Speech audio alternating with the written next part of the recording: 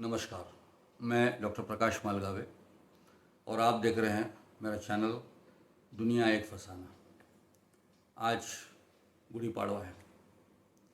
मैं आपको इस गुड़ी पाड़वा की शुभेच्छा देता हूँ। मन से प्रार्थना करता हूँ कि आपका भी आने वाला वर्ष जो है बहुत शानदार गुजरे।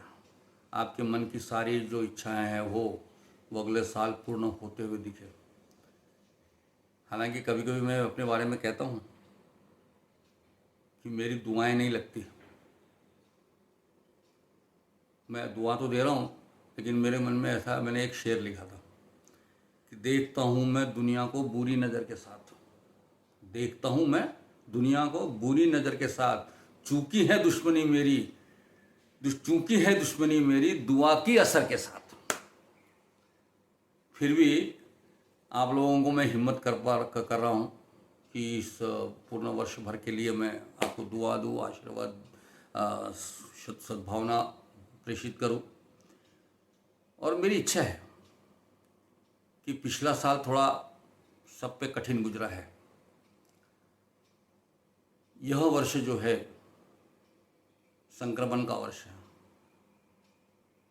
व्यवस्था के अंदर में कुछ नई बात सामने आएगी इस वर्ष में, तो मैं समझता हूँ कि वो जो कुछ भी होगा वो आपके लिए लाभकारक होगा, हितकारक होगा और आपकी मन की इच्छाओं को पूर्ति करने वाला ये वर्ष होगा। वैसे हम समझ ले कि हमारी ये गुड़ी पाड़वा जो शुरुआत होती है, आज से नया साल होता है। अब ये नया साल क्यों होता है और गुड़ी पाड़वा क्यों मनाते हैं, इसकी बहुत सारी कथाएं हैं। मैं उस कथाओं में नहीं जाता। अलग अलग पुराणों में अलग अलग कथाएं हैं, अलग अलग लोक कथाओं में अलग अलग बातें कहते हैं। वो सब बातें सही है, क्योंकि हमारा श्रद्धा का विषय है कि आज क्या हो गया तो राम विजय हुआ, आज क्या हो गया तो कुछ ऐसा हो गया, कुछ वही वही, ये सारे छोड़िए। लेकिन एक बात तो निश्चित है कि ये नया वर्ष जो हमारा है यह सनातन विचार है। ये सनातन मैं इसलिए कहता हूं कि जो भारतीय विचारधाराओं के अंदर में शास्त्र सामने आए और उन शास्त्रों में जो विचार परिलक्षित हुए वह इतने सार्थक और कालातीत थे, कालजयी थे कि आज भी उसके विरोध में कोई सत्य प्रमाणित नहीं हो सकता। इतने कालजयी है जो हमारे शास्त्र के विचार है।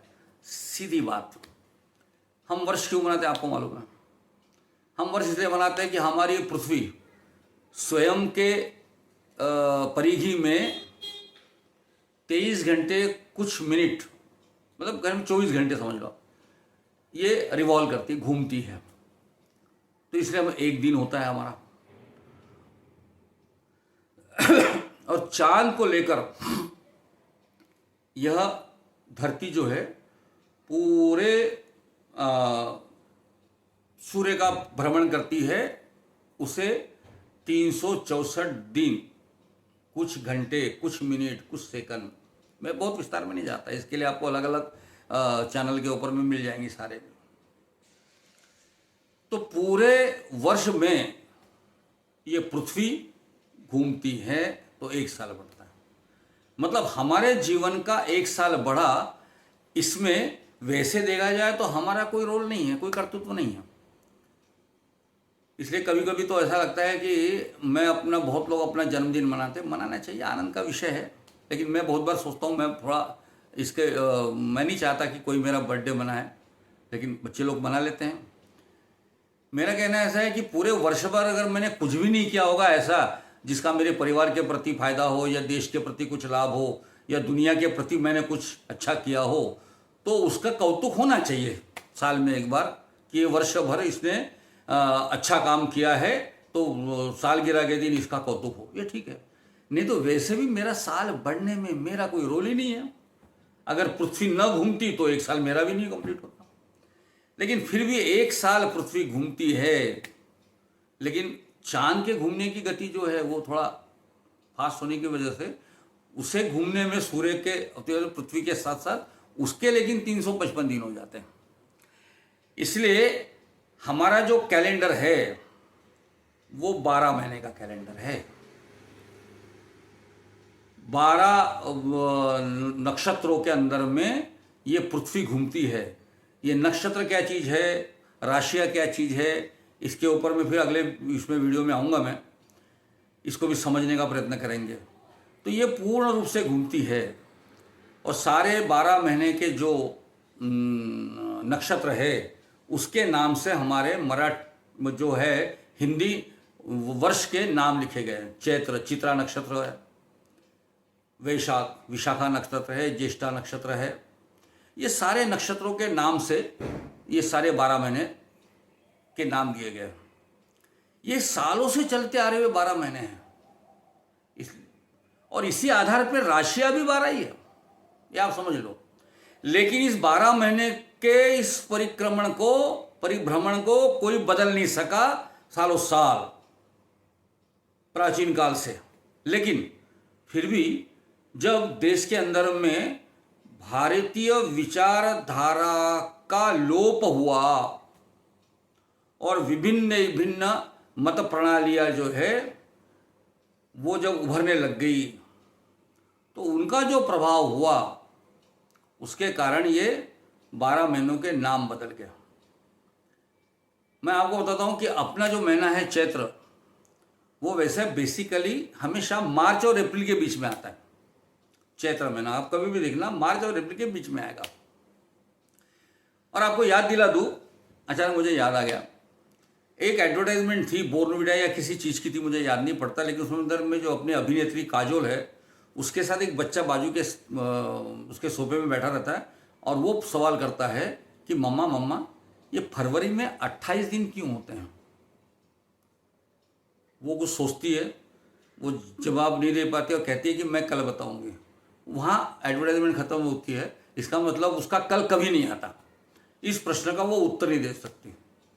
इस प्रश्न का सिंपल उत्तर है कि फरवरी में ये 28 दिन क्यों आते हैं कि हम अपने जीवन में जब भी किसी संख्या को गिनते हैं और उसको किसी गट में विभाजित करने का प्रयत्न करेंगे। ये समझ लो कि अगर आपके जेब में 1000-1200 रुपये हैं और आपको कहा गया कि आप इसको 200-300 रुपये के गड्डी बनाओ आप 1200 को, तो आप करोगे अगर मान लो 1400 रुपये है तो 300 रुपये की गड्डी बनाना, तो 300 बनाओगे और आखिरी जो बचा खुचा जो पोर्शन है कम, वो आखिरी केस में रख दोगे। अक्सर हम लोग यही करते हैं कि जो सारी चीज़ें अपन किसी सहेजने का प्रयत्न करते हैं, जमा करके रखने का प्रयत्न करते हैं, और सरीखे आयतों में अगर अपने को जमा करना हो तो हम उसको क्या करते हैं कि सरीखे आयतों में उसका गठ करते हैं, 50 का गठ, 25 का गठ, 25 का गठ, 25 का गठ, और आखिरी में जितना कुछ बच जाता है वो 10, 20, 11, 15 होगा तो उसका एक गठ कर लेते हैं। उसी तरीके से हमारे ऋषि मुनियों ने क्या किया कि चैत्र महीने से प्रारंभ किया। तो चैत्र महीना जो होता है मार्च में आता है, तो मार्च के बाद से मार्च, अप्रैल, मई, जून, जुलाई करते करते करते करते 3 से 65 दिन को हम लोगों को इक्वली 30-31 के में बांटना है। तो एक महीना 30 का, एक महीना 31 का, एक महीना 30 का, एक महीना 31 का, ऐसे करते करते जब आखिरी का महीना आ गया तो उसमें 28 ही बचे। तो इसलिए आखिरी का महीना वो फरवरी का है। और अक्सर आखिरी का महीना जो फरवरी का होता है उसमें अक्सर होली आती है, फाग होता है, और जो मार्च अप्रैल के अंदर में पहला महीना शुरू होता है। और आप देखो ना, आप मार्च अप्रैल पहला महीना क्यों है? ये तो ग्रेगरियन कैलेंडर जब बना, पोप ग्रेगरियन ने अपना नाम देकर, क्योंकि उसका जन्म जो है वो जनवरी में हुआ था, तो उसने जनवरी से प्रारंभ किया। लेकिन बहुत सारे नाम नहीं बदल दिया। वो जूलियस के नाम से जूलियस कर दिया, अगस्तस के नाम से अगस्त कर लिया, ये सब कर लिया। लेकिन सितंबर, अक्टूबर, नवंबर, दिसंबर ये नाम तो नहीं बदले अभी। सितंबर का मतलब क्या है? सप्त अंबर, अंबर मतलब आकाश, तो सप्त अंबर सितंबर। ऑक्टो यानी 8, अक्टूबर मतलब 8वां महीना, 8वां आकाश। नवम अंबर नवंबर, 9वां आकाश। दिसंबर को डेका बोलते हैं लैटिन में, डेका। तो डेका का मतलब है दिसंबर। तो दिसंबर मतलब 10वां आकाश, जनवरी ये 11वां आकाश और फरवरी ये 12वां आकाश। इसलिए फरवरी ये अपनी व्यवस्था के हिसाब से सबसे आखिरी महीना आता है और हमारी जो वर्ष गणना, जो काल गणना है, वो मूलतः चैत्र या मार्च से शुरू होती है। तो अभी ये नया निर्णय हुआ है कि अभी आने वाले काल में, हालांकि आने वाले काल में अप्रैल से नया हिसाब करने की आदत कभी दिनों से थी, उसको बदलने का प्रयास चल रहा है। लेकिन ये समझ लो कि जो सनातन है, जो मूल है, वो सत्य है, उसमें कोई परिवर्तन नहीं होता और उसके अंदर में एक लॉजिक भी रहता है, एक तार्किकता जो है वो इन सारे व्यवस्थाओं में रहती है। इसलिए आप समझ लो कि अपने धर्मशास्त्र के आधार पर, अपनी भारतीय विचार धारा के आधार पर जो भी कुछ निर्णय हुए प्राचीन काल से, वो सब तार्किक थे, बुद्धि प्रामाण्यवादी थे, इसलिए सत्य थे और हमारा विश्वास उसके ऊपर में हमेशा रहना चाहिए।